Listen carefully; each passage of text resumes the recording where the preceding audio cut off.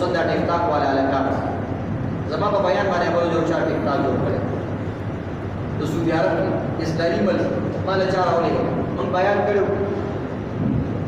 چې مسافر باندې قرباني شته نو سوال هم کړو چې په مسافر بعض خلک وایي چې په مسافر باندې قرباني نشته په دغه ځای نه کټ کړي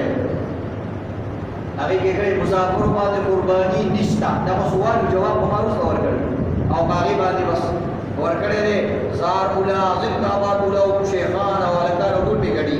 او هغه کلیپ په ورکړي مال اشاره وکړي نو کم از کم علماء کرام بیانونه باندې ځنه ټیک ټاک دي چې سړی ډم دې خپل ډم تو کوي موږ یې نه مني خو د علماء کرام شکرونه د هغه بیانونه دي ته شعائر وایي جمعات بنور کې ټیک ټاک قران پاک بنور عالم بنور کې حج بنور کې د موږ تصویرات دي څلور پورې بخنداګان نه کې په دې باندې سړی د ایمان نه خارج کیږي ایمان بعض علماء کتابونو کې لیکلي چې کوم سړی استهزاء به او د زموږي قصدن او استهزاء او توهینا دا چې کوم د ایمان نه خلاص نیموندو شو ایمان نه ځکه دا یو انسان چې مثلا غلا کوي غلا فقهاو لیکلي غلا کوي نو چې څنګه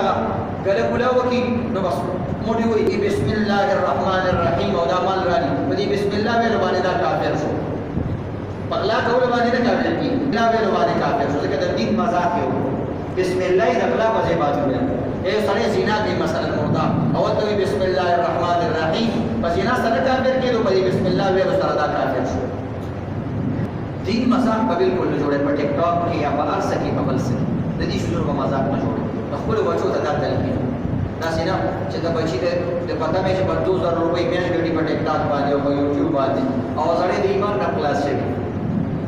دا لري مختلف چې نه کوي مراوي په ټیک ټاک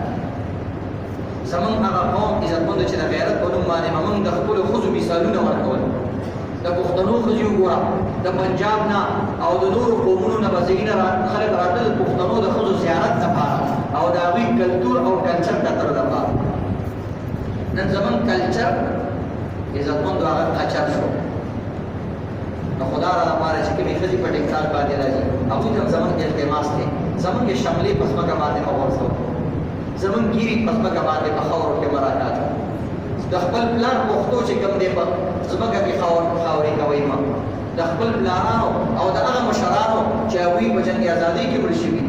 او هغوی منځونه او تهجدونه کړي دي د هغوی چې کوم دی هغه عزت او هغه د عزت پوله هغه مخکې کوي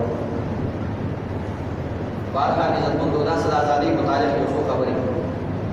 باقي چې کوم آیاتونه ما تاسو ته یو پکې د موږ بیان یو پکې د الله په بیان نو قران کې وایي چې مؤمن هغه دی چې لغویاتو نه بازار ساتي لغویاتو کې ګډا راځي او دا غره د موټر سایکل نه سره او دا څه چې کوم دي دا لغویاتو کې راځي شپېلی وال دا په لغویاتو کې راځي او دا غره الهو وسو کې چې کوم دي منډه وال دا په لغویاتو کې راځي په دې ځبانه ټیپ لګاول په دې باندې ریډیو لګاول او په دې باندې موبایل لګاول دا په لغویاتو کې راځي ټیک ټاک په لغویاتو کې راځي دا په قران پاک آیات دی والذین هم عن اللغو معرضون مؤمن سره بدل لغو نه اعراض کوي مخ په دې اړه دا غینه انکار کوي دا شکار باندې